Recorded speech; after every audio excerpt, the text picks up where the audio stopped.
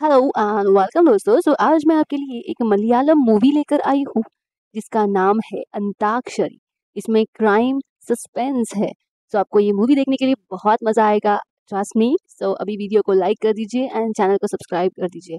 चलिए तो बढ़ते हैं हमारी कहानी की तरफ। मूवी की शुरुआत में हमें एक छोटी सी फैमिली को दिखाया जाता है। हस्बैंड, वाइफ और उनकी बेटी।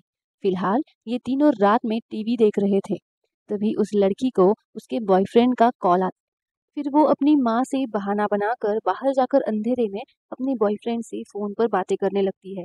उसी समय पीछे से आकर उस महिला के गले में टायर डालकर उसे मार डालता है और फिर दोनों गायब हो जाते हैं। अब अगले सीन में हम देखते हैं एक छोटा सा लड़का जो गांव में अपने माँ के साथ रहता था।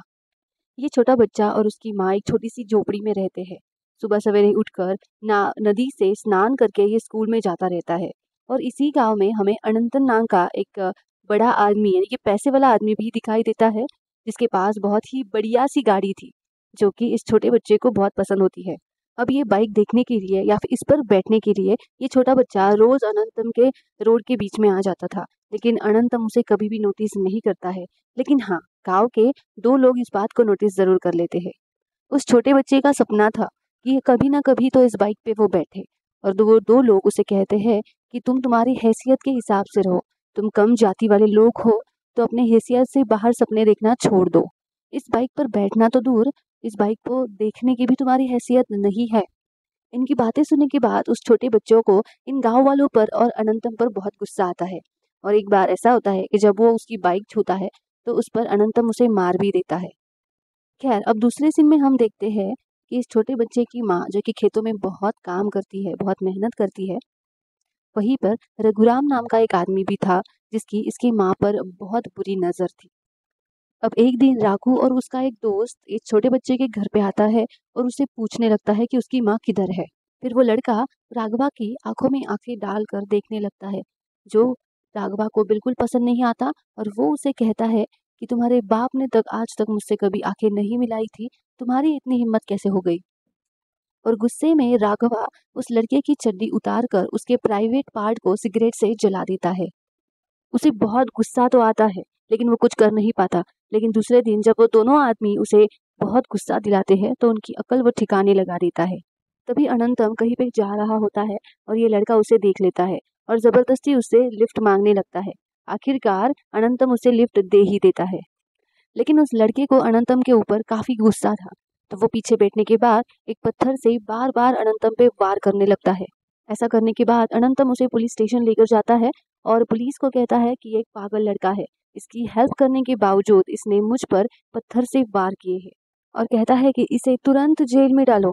लेकिन पुलिस ऑफिसर ऐसा ना करके, उस पर फाइल दर्ज ना करके उससे बात करने लगता है, उसे बिठाता है और उससे पूछताछ करने लगता है।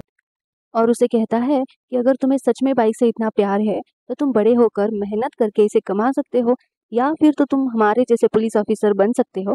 और फिर पुलिस ऑफिसर बनने के बाद तो क्या तुम रोज बाइक पर घूम सकते हो। और फिर सीन शिफ्ट होता है कई सालों बाद, जहाँ पर हमें दास नाम के एक पुलिस इंस्पेक्टर को दिखाया जाता है। अब दास के घर के पास ही उन्नी नाम का एक बंदा और उसकी फैमिली रहती है। उन्नी के पास भी बहुत ही अच्छी और पुरानी मॉडल की बाइक होती है जो कि दास को बहुत पसंद आती है, और उनसे बात करके वो ये बाइक खरीदना चाहता है। फिर उन्नी से ये बाइक वो खरीद ही लेता है। अगर हम दास के बारे में बात करें तो दास अपने काम में और अपनी ड्यूटी पर बहुत ही सिंसियर था। किसी से कोई रिश्वत कभी भी वो नहीं लेता था। दास एक सच में बहुत ही ईमानदार पुलिस अफसर था और उसे अंताक्षरी खेलना तो बहुत पसंद था। वो हमेशा अपने फैमिली मेंबर्स, अपने पुलिस ऑफिसर्स या फिर अपने क्रिमिनल्स के साथ भी अंताक्षरी ही खेलता रहता था। अब हम देखते हैं कि दास लोकल पॉलिटिशियन वासुदेवन नाम के आदमियों को गिरफ्तार करके अपने पुलिस स्टेशन में रखता है। और दूसरी तरफ हम देखते हैं कि पुलिस स्टेशन में ही हरिहरन नाम का एक पुलिस ऑफिसर होता है जो कि रिश्वत पे काम करता है। वो वासुदेवन से रिश्वत लेके उसके ही फेवर में काम करता है। वो वासुदेवन से रिश्वत लेके दास के पास जाता है और उससे कहता है कि ये वासुदेवन के आदमी हैं, उनको छोड़ दो, इन्होंने कुछ नहीं किया है। तभी दास उससे कहता है कि ये दोनों कोई भी हो, हमें उससे क्या मतलब, इन दोनों को के ऊपर एफआईआर दर्ज करो। तभी हम देखते हैं कि दास को किसी अनजान व्यक्ति का उसके फोन पर कॉल आता है और वो उससे कहता है कि तुम्हें अंताक्षरी खेलना बहुत पसंद है ना, अब तुम मेरे साथ अंताक्षरी खेलो। वो खुद भी गाना गाता है और दास को भी गाना गाने के लिए कहने लगता है। तभी दास उससे उससे पूछता है कि कौन हो तुम और कहाँ से बात कर रहे हो? तभी वो स्ट्रेंजर आदमी उस दास को कहता है कि ठीक है, अगर तुम मेरे साथ नहीं खेलना चाहते तो मैं तुम्हारी बेटी के साथ अंताक्षरी खेलूंगा। ऐसा कहकर वो अपना फ़ोन काट देता है और उसी रात को हम देखते हैं कि जब दास अपनी फैमिली के साथ बैठा हुआ होता है, वासुदेवन उसके आदमियों के साथ वहाँ पर आता है और कहता है कि तुम्हारी इतनी हिम्मत कि तुम मेरे आदमियों को गिरफ्तार करोगे, अब देखो तुमको आगे क्या भुगतना पड़ेगा। वासुदेवन धमकी देकर वहाँ से चला जाता है। खैर, अब दास की बेटी को एक डिलीवरी बॉय एक पार्सल यानी कि मिठाई का डिब्बा देकर वहाँ से चला जाता है। खैर, अब उन्नी की फैमिली की बात करें तो उन्नी की वाइफ का नाम था लता। लता ने अपने पहले हस्बैंड को डिवोर्स दे रखा था और ये उसकी दूसरी शादी थी। अब जो लता होती है उसके पहले हस्बैंड और लता का एक बेटा होता है जिसका नाम होता है कार्तिक, और उन्नी और लता का एक बेटी होती है जिसका नाम होता है विधु। अब कार्तिक उन्नी का बेटा ना होने की वजह से वो कार्तिक को इतना इम्पोर्टेंस नहीं देता है। अब कार्तिक को बनना था म्यूजिशियन, लेकिन उन्नी ये नहीं चाहता था, तो वो उसका एडमिशन किधर और कर देता है। ये कार्तिक को बिल्कुल पसंद नहीं आता और वो हमेशा अपनी माँ से कहता रहता है कि तुमने उन्नी से शादी क्यों की? इतने दिनों से तो मेरे पापा की बाइक मेरे घर पे पड़ी थी, लेकिन उन्नी ने इसे क्यों बेचा? क्या हक था उसका मेरी बाइक पर? खैर, इधर हम देखते हैं कि डीएसपी का दूर का रिश्तेदार श्रीनिवास अपनी ड्यूटी ज्वाइन करता है। श्रीनिवास की ड्यूटी दास के पुलिस स्टेशन में पड़ती है, तो डीएसपी उसे दास के पुलिस स्टेशन में ले जाने लगता है। इधर हम देखते हैं कि दास की वाइफ किसी हॉस्पिटल में नर्स का काम करती है और नर्स का जो डॉक्टर है वो हमेशा उसे किसी बहाने से इधर उधर हमेशा टच करने की कोशिश करता रहता है। दास की बीवी को ये सब बिल्कुल पसंद नहीं था। खैर, अब अगले सीन में हम देखते हैं कि दास की बेटी स्कूल से घर आ रही होती है। तभी एक स्ट्रेंजर उसे रुकाकर उसके साथ अंताक्षरी खेलने लगता है। अब दास की बेटी को ये स्ट्रेंजर कहीं नजर तो नहीं आता, लेकिन हाँ, इसकी आवाज़ सुन के वो बहुत घबरा जाती है। स्ट्रेंजर उसे आगे का गाना गाने के लिए कहता है, लेकिन वो घबरा कर वहाँ से भागने लगती है। उस स्ट्रेंजर के हाथ में एक स्टेथोस्कोप होता है और चेहरे पर मास्क, और वो उस लड़की के पीछे-पीछे भागने लगता है। भागते-भागते वो लड़की अपने घर के पास पहुँच जाती है, तभी वो स्ट्रेंजर उसके गले में स्टेथोस्कोप फँसाकर उसे खींचने लगता है, लेकिन वो लड़की ज़ोर से माँ, माँ कह के चिल्लाने लगती है। अब बच्ची की आवाज़ सुन के चित्रा तुरंत घर से बाहर दौड़कर आ जाती है और चित्रा को देखकर वो स्ट्रेंजर घबरा जाता है और वहीं से भाग जाता है। चित्रा तुरंत दास को कॉल करती है और घटना जो भी हुई है उसके बारे में बताती है, तो दास तुरंत ही वहाँ पर आ जाता है और वहाँ पे छानबीन करने लगता है। तभी उसे वहाँ पर एक पैकेज मिलता है, कवर मिलता है, जिसे उस स्ट्रेंजर ने पहना हुआ था। ये कवर देखकर तो दास समझ जाता है कि शायद ये काम वासुदेवन का हो सकता है, क्योंकि लास्ट टाइम जब वासुदेवन उसके घर पे आया था, तो इसी कार्ड में उसने अपनी बेटी को स्वीट दिया था। वो तुरंत ही वासुदेवन के घर जाता है और उसे कहता है कि वासुदेवन, तुम्हारे और मेरे बीच में जो कुछ भी हो वो सिर्फ हमारे बीच में रहे तो अच्छा है, मेरे फैमिली तक जाने की कोई ज़रूरत नहीं है। लेकिन वासुदेव कहता है कि तुम्हारी फैमिली के साथ जो कुछ भी हुआ है उसमें मेरा कुछ भी हाथ नहीं, और तुम्हारे साथ जो कुछ भी हुआ है मुझे कुछ भी आइडिया नहीं है। जब दास घर पे आता है तो डीएसपी जयचंद्रन का उसे कॉल आता है और वो उससे कहते हैं कि तुम कैसे किसी बड़े आदमी की कॉलर पकड़ सकते हो, बिना सबूत और गवाहों के तुम किसी पर भी कुछ आरोप नहीं लगा सकते हो। बड़े लोगों के मामले में तुम हाथ डालना बंद करो। खैर, अब दूसरे सीन में हम एक लड़की का इंट्रोडक्शन देखते हैं जिसका नाम होता है नैना, जो कि कार्तिक के घर के पास रहती है और जो बोल नहीं सकती, लेकिन कार्तिक मन ही मन उसे पसंद करने लगता है। जब भी मौका मिले वो उसे अपने पास बिठाकर अपना म्यूजिक सुनाया करता था। खैर, इसी बीच एक दिन एक पुलिस वाला हरिहरन और उसके साथ और एक पुलिस वाला नैना के घर पे आते हैं पासपोर्ट वेरिफिकेशन के लिए। अब नैना तो कुछ बात नहीं कर सकती थी, तो नैना के फादर से रिश्वत लेकर उसका पासपोर्ट वेरिफिकेशन ऐसे ही करके हरिहरन वहां से निकल जाता है। इधर हम पुलिस स्टेशन में देखते हैं कि हरिहरन एक नंबर को ट्रेस करने की कोशिश करता है, जिससे कुछ दिन पहले दास को कॉल आया था और अंताक्षरी खेलने के लिए वो बोल रहा था। थोड़ी देर बाद दास और उसकी टीम इस नंबर को ट्रेस कर लेते हैं और उसका लोकेशन भी पता कर लेते हैं। उस फोन का लोकेशन किसी पोल्ट्री फार्म में दिखा रहे होते हैं। दास और श्रीनिवास वहां पर जाते हैं, तो वहां पर ही वो फोन होता है। तभी वहां पर मौजूद लोग उसे कहते हैं कि ये फोन यहाँ पे किसने रखा और कैसे आया, हमें कुछ भी पता नहीं है। तब वो फोन लेकर दास पुलिस स्टेशन निकल आता है और श्रीनिवास से कहता है कि कुछ दिन पहले स्टेथोस्कोप लेके एक अनजान आदमी ने मेरी बेटी को मारने की कोशिश की, क्या तुम पता लगा सकते हो? ऐसी और कई केसेस है क्या कि कहाँ पे स्टेथोस्कोप से किसी को मारने की कोशिश करी हो? यहाँ पर हम देखते हैं कि चित्रा अपने हॉस्पिटल में होती है और वहाँ पे उसका डॉक्टर मौजूद नहीं होता है। तो चित्रा उसके कमरे में जाती है, उसका ड्रॉवर ओपन करती है ये देखने के लिए कि उसका स्टेथोस्कोप वहाँ पे है या नहीं। लेकिन ड्रॉवर ओपन करने के बाद उसे पता चलता है कि उसका स्टेथोस्कोप तो वहीं पे है। थोड़ी देर बाद चित्रा का डॉक्टर वहाँ पे आ जाता है और उसे पता चल जाता है कि मेरे कमरे में कोई ना कोई तो ज़रूर आया था। और फिर वो चित्रा पर शक करके उसे डाँटने लगता है कि तुम्हें कितनी बार कहा गया है कि जब मैं कमरे में ना रहूँ तो तुम मेरे कमरे में नहीं आओगी। और इस तरफ हम देखते हैं कि श्रीनिवास दास को कॉल लगाता है और उनसे कहता है कि सर, जैसे आपने कहा था मैंने वैसे ही इन्वेस्टिगेशन करके 2 खबरें निकाली है, जहाँ पर स्टेथोस्कोप से दोनों लड़कियों को मारा गया था। वैसे तो उनके पोस्टमार्टम में किसी सॉफ्ट मटेरियल से उन्हें मारा गया है, लेकिन सॉफ्ट मटेरियल मतलब स्टेथोस्कोप हो सकता है। और अगर हम पिछले सालों का भी रिकॉर्ड निकालें तो शायद हमें और भी कई सारे सुराग यहाँ पे मिल सकते हैं।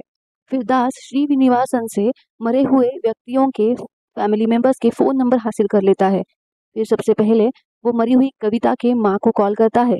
कविता के माँ से बात करने के बाद उसे पता चलता है कि कविता की हत्या होने के बाद उसके पिता की भी डेथ हुई थी। और स्टार्टिंग में हमें जो मूवी का सीन दिखाया गया था, एक लड़की की हत्या, वही लड़की होती है कविता। उसके बाद दास एनी की फैमिली यानी कि दूसरी वाली लड़की की फैमिली से भी बात करता है तो उसे पता चलता है कि एनी के मरने के बाद उसके फादर की भी डेथ हो गई थी। इसके बाद दास श्रीनिवास को कॉल करके बताता है कि श्रीनिवास, इन दोनों केस में एक ही बात कॉमन है, जो इन दोनों लड़कियों की हत्याओं के बाद इन दोनों के पिता मर गए थे। तो अगर ऐसे और भी केसेस है तो तुम मेरे सामने इन्हें लेके आओ। ऐसे और जितने भी केसेस होते हैं श्रीनिवास दास के सामने लेके आता है। और इन दोनों केसेस में एक दो नाम उनको कॉमन लगते हैं, जो कि होते हैं दिवाकरन और दीपिका। दास कहने लगता है कि इन दोनों नामों को मैंने कहीं पे देखा या फिर सुना हुआ है। और इसमें दास को ये भी दिखाई देता है कि इस एक केस में डीएसपी जयचंद्रन निरीक्षण कर रहे थे। बहुत हिम्मत जुटाकर ये दोनों डीएसपी के पास जाते हैं और उनसे ये केस के बारे में डिस्कशन करते हैं। लेकिन जयचंद्रन गुस्सा हो जाता है और उनसे कहता है कि मेरे इन्वेस्टिगेशन किए हुए केस को तुम रीओपन करना चाहते हो, ये तो मेरी इंसल्ट होगी। इसका मतलब तो सीधे-सीधे यही होता है ना कि मुझे काम करना नहीं आता। ये कहकर जयचंद्रन उन दोनों को का तुरंत ही ये केस बंद करवाने के लिए बोल देते हैं और इन्वेस्टिगेशन स्टॉप करने के लिए कहता है। लेकिन यहाँ पर मामला तो दास की बेटी और उसकी फैमिली का है, तो इन्वेस्टिगेशन स्टॉप ये कैसे करता? खैर, अब अगले सीन में हम देखते हैं कार्तिक की छोटी बहन यानी कि विक्की हर जगह पर अपनी बिल्ली को ढूंढती रहती है और उसे ढूंढते-ढूंढते वो एक पुराने घर में भी जाती है। लेकिन वहाँ जाकर वो कुछ ऐसा देख लेती है जिसके कारण वो बहुत घबरा जाती है और तुरंत ही भागते-भागते अपने घर जाने लगती है। लेकिन रास्ते में ही उसे दास देख लेता है और वो उसे पूछने लग आखिर उसने उस कमरे में ऐसा क्या देखा जो इतना वो डर गई। लेकिन वो डर के मारे कुछ बोल नहीं पाती, इसलिए दास खुद ही उस कमरे में जाने लगता है। तभी वो वहाँ पे देखता है कि विधु की बिल्ली वहाँ पे मरी हुई है। उसके बाद दास उस कमरे की तलाशी लेने लगता है और वहीं पे उसे नैना मिलती है। नैना उस कमरे में छुपी हुई थी और जैसे ही वो दास को देखती है वहाँ से भागने लगती है। दास उसके पीछे-पीछे भागने लगता है और इसी भागा-दौड़ी में दास उसे पकड़ भी लेता है। तो नैना बेफिज़ूल से चिल्लाने लगती है। तभी वहाँ से 2 बच्चे गुज़र रहे थे जिन्होंने उन्हें देखकर एक वीडियो बना लिया और उसे इंटरनेट पे पब्लिश भी कर दिया। लोगों में चर्चा हो जाती है कि हमारे सुरक्षा के लिए जो पुलिस ऑफिसर है, वो खुद ही लड़कियों से ऐसा व्यवहार कर रहे हैं, जो कि अच्छी बात बिल्कुल नहीं है। अब लड़की के साथ दास का ऐसा व्यवहार और वायरल वीडियो देखकर डिपार्टमेंट भी गुस्सा हो जाता है और उसे नौकरी से भी निकाल देते हैं। और वासुदेवा भी इसी तलाश में होता है। फिर वो हरिहरन को बुलाकर नैना के घर पे जाने के लिए कहता है और झूठा स्टेटमेंट बनवाने के लिए भी कहता है, जिस पर हरिहरन नैना के घर पे जाता है और एक झूठा स्टेटमेंट पढ़ता है, जिस पर लिखा होता है कि दास ने नैना के साथ जबरदस्ती करने की कोशिश की और इसी हाथापाई में नैना को चोट भी लगी। और भी कई सारी चीज़ें उसमें लिखी हुई होती है, पर नैना इसे साइन करने से मना कर देती है। तब जाके हरिहरन को पता चलता है कि नैना बोल भी सकती है, बस वो हमेशा चुपचाप रहती है। लेकिन हरिहरन नैना से ज़बरदस्ती करने लगता है, उसे चीखने-चिल्लाने लगता है कि तुम इस पेपर पे अभी साइन कर दो, और वो नहीं बोलती है। और ये सारे चिल्लम-चिल्लाई देखकर बाहर खड़ी लेडी कांस्टेबल अंदर आ जाती है और हरिहरन के ना चाहते भी वो नैना के पास बैठ जाती है। तब जाके नैना दास के फ़ेवर में अपना स्टेटमेंट देने के लिए राज़ी होती है। इस पर नैना कहती है कि इसमें दास की कोई गलती नहीं है और दास ने मेरे साथ कोई ज़बरदस्ती भी नहीं की है। बस मैं मरी हुई बिल्ली को देखकर वहाँ से भाग रही थी। यहाँ पे हम दास को देखते हैं जो घर पे बैठे-बैठे केस की स्टडी कर रहा होता है। फिर उसे केस की स्टडी में एक बात पता चलती है और वो तुरंत श्रीनिवास को अपने घर बुलाता है। श्रीनिवास और सीमा को वो कहता है कि मरे हुए लोगों में और मुझ में एक बात तो कॉमन है, वो है मेरी बुलेट।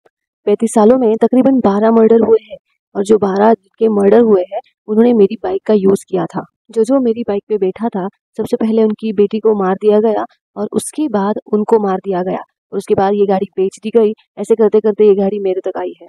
सबसे पहले ये बाइक कार्तिक के पास थी, लेकिन कार्तिक के पापा ने जब उसके पत्नी को डिवोर्स दे दिया तो प्रॉपर्टी के साथ-साथ ये गाड़ी भी उनके बेटे को दे दी। उसके बाद उनकी शादी दिवाकर से हुई और जब ये गाड़ी दिवाकर ने यूज़ की तो दिवाकर की भी मौत हो गई। तो अब अगर हमें एक खूनी तक पहुँचना है, तो हमें इस गाड़ी के सबसे पहले ओनर का पता लगाना होगा। उसी से हमें कुछ क्लू मिल सकता है। इस तरह दास अनंतम के बारे में इन्वेस्टिगेशन करने लगता है। तब सीन फ्लैशबैक में जाता है जब उस छोटे बच्चे ने अनंतम को मारा था, तो अनंतम उस पे बहुत गुस्सा हुआ था और उसे पुलिस स्टेशन में दिया था। लेकिन पुलिस ने उसे अरेस्ट ना करते हुए उससे काउंसलिंग करके उसे छोड़ दिया था। लेकिन जो कि अनंतम उस पे बहुत गुस्सा था, वो उसे सजा दिलाना चाहता है। इसलिए वो बहुत गुस्सा हो जाता है। तभी वहाँ पे हम देखते हैं कि राघवा भी वहाँ पे बैठा हुआ है और राघवा अनंतम को कहता है कि तुम चिंता मत करो, और वो उसे लेके उस लड़के के, उस बच्चे के घर पर जाता है, जहाँ पे अनंतम उसे पेड़ से बांध देता है और उसे खूब पीटने लगता है। और इधर राघवा, जिसकी नजर उस छोटे बच्चे की माँ पर थी, वो उसे अंदर जाकर स्टेथोस्कोप से उसका मुंह बांध देता है और उसके साथ गंदा काम करने लगता है। लेकिन गलती से वो स्टेथोस्कोप उस माँ के गले में लग जाता है और उसकी वहीं पे मौत हो जाती है। ये देखकर अनंतम और राघवा डर जाते हैं और वहां से भाग निकलते हैं। थोड़ी देर बाद ये लड़का कैसे तैसे अपने आप को उस डोरी से छुड़ा लेता है और घर पे आके अपनी माँ को आके देखता है। तब उसकी मरी हुई लाश के पास बैठकर फूट फूट के रोने लगता है। तभी वो ठान लेता है कि वो कैसे भी करके इन दोनों को ढूंढ निकालेगा। एक हाथ में चाकू और एक हाथ में स्टेथोस्कोप लेके वो लड़का अनंतम के पास जाने लगता है। लेकिन वहां पर जाकर देखता है तो इत्तेफाक से अनंतम और राघवा की एक्सीडेंट से मौत हो चुकी होती है। ये सब देखकर वो छोटा बच्चा फूट फूट कर रोने लगता है, क्योंकि उसे ये राघवा और अनंतम को मारने का मौका नहीं मिला। अपने हाथों से उन्हें मारने का उसे मौका नहीं मिला। ये सारी बातें दास जान लेता है इन्वेस्टिगेशन के दौरान, और उसे पता चलता है कि उस बच्चे का नाम किशोर था और उस हादसे के बाद उसे मेंटल हॉस्पिटल भेज दिया गया और जहां से वो भाग गया था। फिर इन्वेस्टिगेशन के लिए दास उस किशोर के डॉक्टर के पास जाता है और उनको किशोर की सारी कहानी बताता है। तब डॉक्टर उसे बताते हैं कि ऐसा हो सकता है कि किशोर को उन दोनों को अपने हाथों से मारने का चांस नहीं मिला है, इसलिए उस बाइक को जो भी यूज करता है उसको वो मार देता है अपना मन शांत करने के लिए। किशोर सबसे पहले उस बाइक यूजर के या फिर ओनर के बच्चों को मारता है, सो दैट वो मेंटली डिस्टर्ब हो सके, और उनके मेंटली डिस्टर्ब होने के बाद वो उनको भी मार देता है। शायद उनमें वो अनंतम को दिखता है और उनको मारने के बाद वो अपना बदला पूरा कर लिया ऐसा सोचता हो। इसके बाद हम देखते हैं कि दास श्रीनिवास को रात में सब कुछ बता रहा होता है। तो श्रीनिवास दास को अपने साथ सिक्योरिटी रखने के लिए कहता है, लेकिन दास कहता है कि वो किलर है और वो कभी भी मुझे ढूंढता हुआ यहाँ पे आएगा, लेकिन सिक्योरिटी देख के यहाँ से भाग जाएगा, पर कभी ना कभी तो वो मुझे जरूर मारेगा और मेरी फैमिली को भी टारगेट करेगा। सिक्योरिटी रख कर उसे यहाँ से भगाने की बजाय मैं खुद उसका इंतजार करूंगा। खैर, अब दास यहाँ पे किशोर का हर दिन इंतजार करता रहता है, और एक दिन जब दास अपनी फैमिली के साथ सो रहा होता है तो उसे एक आवाज सुनाई देती है, उसी की बुलेट की, जो कि अपने आप स्टार्ट हो जाती है, और उसे देखने के लिए दास उसके घर से बाहर आ जाता है। गाड़ी की लाइट भी ऑन होती है और दास समझ जाता है कि शायद किशोर यहाँ पे आया हुआ है, और वो किशोर को बुलाने लगता है। तभी किशोर उसे दिखाई नहीं देता, लेकिन वो उसके साथ अंताक्षरी खेलना चाहता है और वो दास को गाना गाने के लिए कहता है। अंताक्षरी खेलते खेलते दास किशोर को ढूंढने लगता है और मौका देख के किशोर उसके घर में घुसने लगता है और दरवाजा तोड़ने लगता है। ये देखकर किशोर दास के पास जाता है और दास के सर पर किसी एक चीज से किशोर हमला कर देता है, जिससे दास बेहोश हो जाता है। लेकिन फिर अपनी फैमिली के खातिर दास वहां से उठ ही जाता है और किशोर के सामने आ जाता है। इसी बीच किशोर ने अपने फेस पर मास्क पहना हुआ था और किशोर और दास के बीच हाथापाई होने लगती है। आखिरकार दास किशोर के मुंह से वो मास्क हटा ही देता है। किशोर का मांस उतरते ही किशोर अंधेरे में छुपता है और वहां से भागने भी लगता है, और दास उसके पीछे जाके उसे ढूंढने लगता है। लेकिन किशोर उसे कहीं पे भी नहीं मिलता। फिर दास किशोर से कहता है कि अगर तुम बाहर नहीं निकले तो मैं तुम्हारी मनपसंद बाइक को यहीं पे जला डालूंगा। ऐसा कह के दास उस बाइक को जला डालता है, और उसे जलता हुआ देखकर किशोर तुरंत ही बाहर आके बाइक के पास खड़ा हो जाता है। अपनी मनपसंद बाइक को जलता हुआ देखकर किशोर फूट फूट कर रोने लगता है और वो गुस्से में आके दास को मारने लगता है। लेकिन दास किशोर को ही मारता है और उसे बेहोश कर देता है और फिर गिरफ्तार करता है। और फिर हम देखते हैं कि इंक्वायरी खत्म होने के बाद दास को वापस ड्यूटी पर ज्वाइन किया जाता है। ये देख के दास और उसकी फैमिली काफी खुश होती है, और ड्यूटी पर ज्वाइन होने के बाद दास किशोर से मिलने जेल वापस जाता है, और फिर दास किशोर से कहता है कि देखो, तुम मेरी फैमिली पे गुस्सा मत होना, जेल से निकलने के बाद मेरा बदला उनसे मत लेना। तो अब हम देखते हैं कि किशोर दास से कहता है कि अंताक्षरी का आखिरी वर्ड क्या था, और यहीं पर ये मूवी एंड होती है। सो दोस्तों, इसी मूवी से मुझे तो मैसेज मिला कि हर एक साइको किलर के पीछे हमारा यानी कि सोसाइटी का हाथ होता है। किसी ना किसी घटना की वजह से शायद वो इस बदले की आग से कभी निकल नहीं पाते हैं और ऐसे साइको बन जाते हैं। तो दोस्तों, आपको ये मूवी कैसी लगी मुझे कमेंट बॉक्स में ज़रूर बताइएगा। एंड हाँ, अगर आपकी कोई भी मूवी एक्सप्लेनेशन देखने की इच्छा हो तो वो भी आप मुझे कमेंट बॉक्स में लिख सकते हो। बाकी तभी के लिए tata bye bye, take care.